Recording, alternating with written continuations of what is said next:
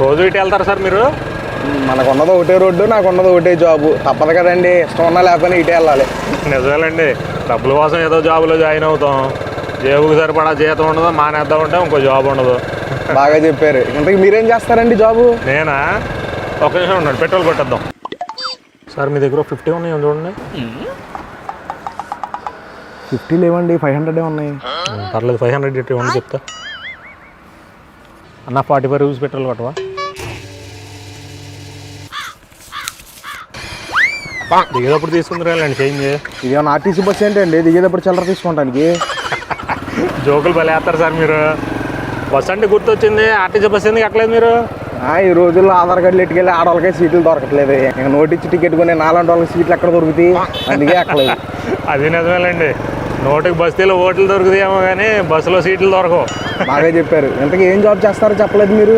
ఇలా ఎవరైనా లిఫ్ట్ అడుగుతూ ఉంటే ఆ డబ్బులతో పెట్రోల్ కొట్టించి లిఫ్ట్కి సహాయం చేస్తూ ఉంటాను అంతే. ఆపండి ఒకసారి ఆపండి. ఏమైందండి? ఏమైంది? ఏంటి సార్ ఏమైంది? అంటే మీరు పని మీద వెళ్తూ లిఫ్ట్ అవ్వలేదు నాకు? లిఫ్ట్ అడిగిన వాళ్ళు లిఫ్ట్ ఇచ్చి సహాయం చేసేదానికంటే గొప్ప పని ఇంకేముంటుందండి? మీరు జాబ్ ఏం చేయట్లేదా? సహాయం చేయడానికి టైం సరిపోవట్లేదు, ఇంకా జాబ్ ఎక్కడ చేస్తామండి? బతకడానికి డబ్బులు ఎలా సంపాదిస్తున్నారు మరి మీరు? ఏదో మీలాంటి వాళ్ళు ఇచ్చే టిప్పు తీసి బ్యాంకులో వేసుకోవడం, మిగిలిన పెట్రోల్ బాటిల్లో తీసి బ్లాక్లో అమ్ముకోవడం, ఎలాగో 40,000 మిగులుతున్నాయిలండి. ఒరే జనాలు ఎట్ట సంకనాకి ఇచ్చేస్తా సహాయం అంటావేంట్రా? ఏదో మోడీ గారు పెట్రోల్ సేవ్ చేయమన్నారు కదా అని బండి ఇంటికాడ పెట్టి లిఫ్ట్ అడిగితే నా 500 తీసుకుని నేనేదో టిప్ ఇచ్చినట్టు బిల్డప్ పెట్టావేంటి? నాకు నీ లిఫ్ట్ వద్దు, సహాయం వద్దు, నా డబ్బులు నాకు ఇచ్చే నేను వెళ్ళిపోతా. అదేంటండి, ప్రతి ఒడు సగం దూరం వచ్చినా గిట్ట మాట్లాడతారు. ఎప్పటికైనా మనిషి సహాయం చేసుకోవాలని సహాయం చేస్తుంటే బండి ఎక్కేటప్పుడు చూడరండి. బండి ఎక్కేటప్పుడు ఏంటి చూసేది? ఇప్పుడైనా వెళ్ళి చూడండి వెనకాల. లిఫ్ట్ మధ్యలో వద్దనుకుంటే ఇచ్చిన డబ్బులు కొట్టించిన పెట్రోల్ తిరిగి ఇవ్వబడవు. ఏం మాట్లాడుతున్నావురా? ఇచ్చే మంచిగా రోజులు లేకుండా పోతున్నాయి అసలు. డబ్బులు తీసుకుని దారి మధ్యలో దింపేసి నేనేదో అడిగి ద్రోహం చేసినట్టు ఫీల్ అవుతాడేంటి?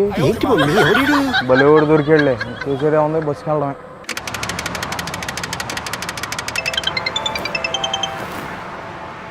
హలో నిఖిల్ సార్, ఎక్కడున్నారు? ఇక్కడే పెట్రోల్ బంక్ దగ్గర బస్ కోసం వెయిట్ చేస్తున్నా. నువ్వు ఎక్కడ? నేను ఇక్కడ దగ్గరలోనే ఉన్నా. సరే వచ్చే, నేను కూడా నీతో వచ్చేస్తా.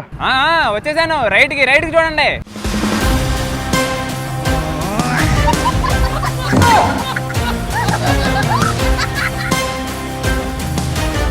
నాకేం లిఫ్ట్ ఇచ్చాడు, నేను వెళ్తున్నా, మీరు బస్సులో వచ్చేయండి. ఈ ఫ్యూచర్ లో కనబడిపోతుందన్నయ్య, ఈడికుంది దిప్పతలో. నవ్వు ఆపుకుంటున్నావు కదరా? ఎంత? 500. తెలిస్తే ముందే చెప్పేది కదా సార్, నేను కూడా అక్కడ దిగేసేవాడిని. నాకు పోయి నేను ఇవి పోతుందో. మనం నాశనం అయిపోయినా పర్వాలేదు, పక్కాడు బాగుపడకూడదు. అదేరా మన ఇండియన్ సైకాలజీ. సరిపోయారు ఇద్దరును, సాగుతుంది మీకు అలాగా.